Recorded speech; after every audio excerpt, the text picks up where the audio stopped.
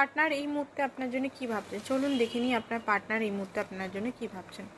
ওকে, তো উনি এই মুহূর্তে আপনার সঙ্গে রিলেশনটা কন্টিনিউ করতে চাইছেন, বাট রিলেশনটা কন্টিনিউ হলেও ফিউচার সম্বন্ধে উনি বুঝতে পারছেন না যে ফিউচারটা কী হবে। বাট এই মুহূর্তে আপনার সঙ্গে উনি থাকতে চাইছেন, রিইউনিয়ন করতে চাইছেন, নিউ বিগিনিং করতে চাইছেন, অ্যান্ড আপনাকে নিজের লয়ালিটি প্রকাশ করতে চাইছেন।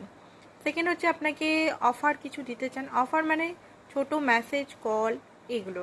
এই মুহূর্তে প্রচণ্ডভাবে ইমোশনাল, যদি নো কন্ট্যাক্টে আছেন, প্রচণ্ডভাবে ইমোশনাল আপনার পার্টনার আপনার জন্য।